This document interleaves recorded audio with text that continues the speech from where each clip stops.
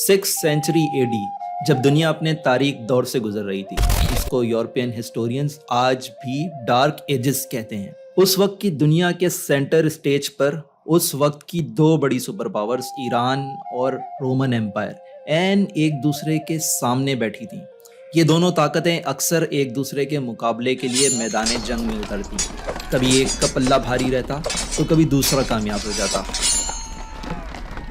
और एन इन दोनों ताकतों के पंजों के नीचे अरब का वसी सहरा था, जिसे इन दोनों ताकतों ने कभी इस काबिल भी नहीं समझा था कि यहाँ पर फौज कशी करके इसे फतह करने की कोशिश करते, क्योंकि ये एक लकोदक सहरा था और इसमें रहने वाले मुश्किल से ही अपनी ज़िंदगी गुजारते थे। इस ही सहरा में उस ही ज़माने में एक नबी अपनी दावत लेकर उठे थे। ये नबी इन सहरा नशीनों को अपने दीन के झंडे तले जमा कर रहे थे। उन्होंने कुछ ही अरसे में इन सहराई लोगों में ऐसा जज्बा और रूह फूंक दी कि इन लोगों ने चंद ही सालों में दुनिया का नक्शा पलट कर रख दिया। अगले 100 साल तक दुनिया में कोई ताकत ऐसी नहीं थी जो इन लोगों का मुकाबला कर सकती। इस दीन के मानने वाले खुद को मुसलमान कहलाते थे। इन लोगों ने इन दो में से एक सुपर पावर यानी ईरान को ना सिर्फ अपनी तलवार से फतह किया, बल्कि अपने अदल और इंसाफ से ईरान की सदियों पुरानी तहजीब, कल्चर, रहन सहन और मज़हब तक को तब्दील करके रख दिया। जब ये तूफ़ान रोमन एम्पायर की तरफ बढ़ा तो सबसे पहले नॉर्थ में सीरिया, जिसमें आज का फ़लस्तीन, सीरिया और जॉर्डन तीनों शामिल हैं, रोमन्स के हाथों से छीन लिया। और साउथ में ये तूफ़ान मिस्र और मोरक्को से आगे बढ़ता हुआ स्पेन में दाखिल हो गया। और फिर अरब कमांडर्स इस बात पे सुलह मशवरा कर रहे थे कि किस तरह से पेरेनीज माउंटेन रेंजेस को क्रॉस करके अरबों का ये तूफ़ान नॉर्थ और सेंट्रल यूरोप में दाखिल हो जाए।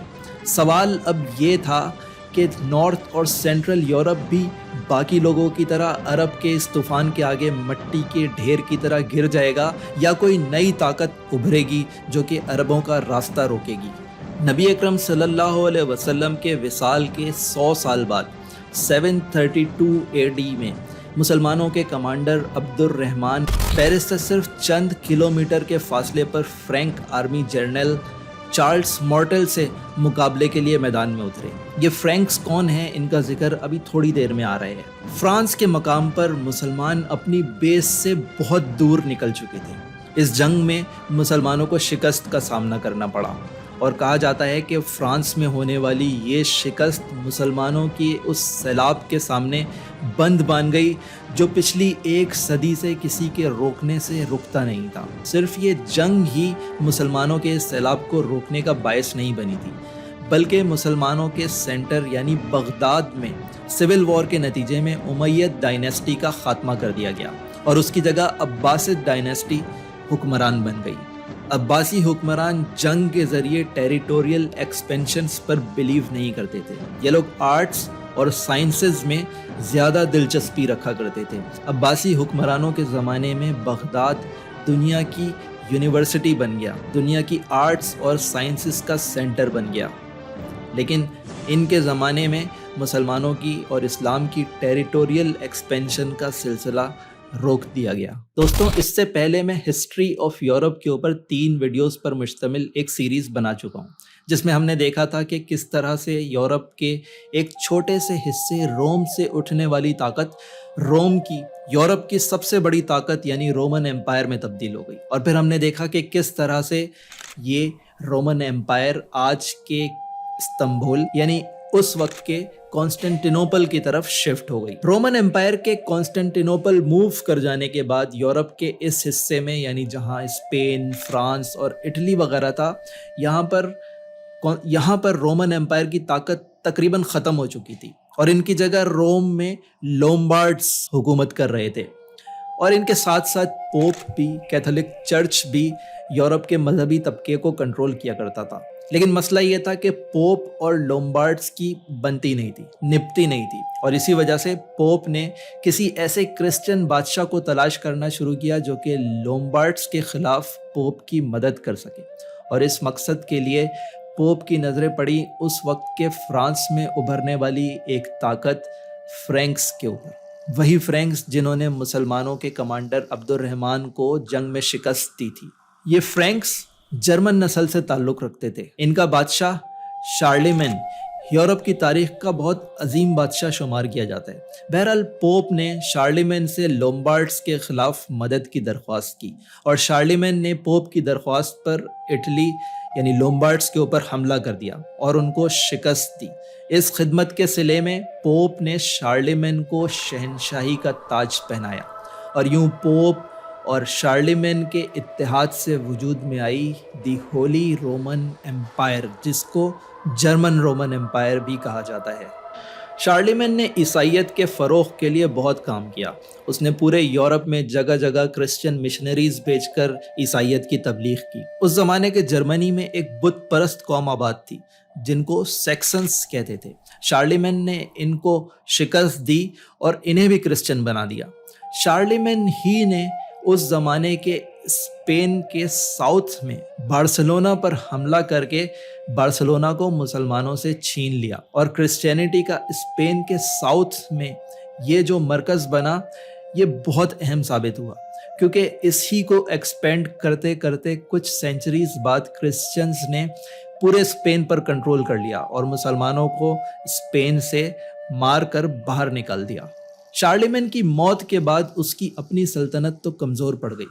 कुछ अरसे बाद फ्रैंक्स की जगह उन्हीं सेक्सन्स ने, जिनको शार्लेमेन ने जंग के ज़रिए शिकस्त दी थी, अपनी हुकूमत बना ली। लेकिन सेक्सन्स भी पोप के साथ मिलजुल कर हुकूमत किया करते थे। 793 AD ब्रिटेन की नॉर्थ कोस्ट के ऊपर वाक़े एक मोनास्ट्री के ऊपर समंदर के रास्ते आने वाले डकैत हमला करते हैं और उस मोनास्ट्री को लूट कर ले जाते हैं।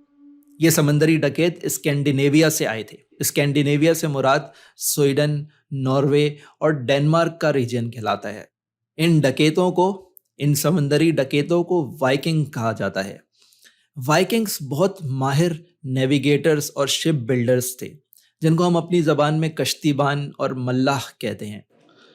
अक्सर हॉलीवुड मूवीज़ में वाइकिंग्स को खून के प्यासे दरिंदों की हैसियत से दिखाया जाता है, लेकिन हकीकत यह है कि ये लोग चोर और डकैत थे जो कि यूरोप सोने और ख़ास तौर पर चांदी की तलाश में आए थे। क्योंकि अक्सर ऐसे वाक़यात भी मिलते हैं जहाँ पर वाइकिंग्स ने किसी अमीर टाउन पर हमला किया और उनसे मुतालबा किया कि अगर वो खुद अपने हाथों से अपनी दौलत वाइकिंग्स के हवाले कर दें तो इसके बदले वो उनकी जान बख्श देंगे। तमाम हिस्टोरिकल अकाउंट्स के मुताबिक वाइकिंग्स के यूरोप पर ये हमले बहुत कामयाब थे। 8th सेंचुरी के आखिर से लेकर 1100 AD तक वाइकिंग्स के मुख्तलिफ काफिले एक के बाद एक यूरोप दाखिल होते और यूरोप के मुख्तलिफ शहरों पर हमला आवर होते। इस पूरे पीरियड को यानी 8th सेंचुरी से लेकर 1100 AD तक के पीरियड को वाइकिंग एज कहा जाता है। वाइकिंग्स ने उस ज़माने के यूरोप के मुख्तलिफ शहरों के ऊपर हमले किए, लेकिन सबसे ज़्यादा जो मुल्क इनके हमलों से मुतासर हुए वो ब्रिटेन और आयरलैंड थे।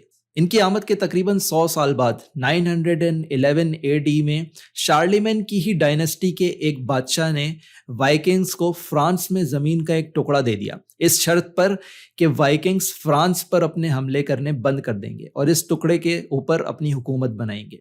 ज़मीन का ये टुकड़ा बाद में नॉर्मेंडी के नाम से मशहूर हुआ और फिर इन्हीं नॉर्मन्स यानी वाइकिंग्स के एक बादशाह जिसको विलियम द बास्टर्ड कहा जाता है, उसने 1066 AD में ब्रिटेन के ऊपर हमला किया और ब्रिटेन में मौजूद एंग्लो सेक्सन्स को शिकस्त देकर यहाँ पे अपनी हुकूमत बना ली। और फिर उसके बाद से आज तक ब्रिटेन में आने वाले तमाम मोनार्क, जिनमें आज का प्रिंस चार्ल्स भी, जो कि अब किंग चार्ल्स बन चुका है, वो भी शामिल है, उन सब का ताल्लुक विलियम की नस्ल से है। यानी हम कह सकते हैं कि उसके बाद से आज तक ब्रिटेन के ऊपर वाइकिंग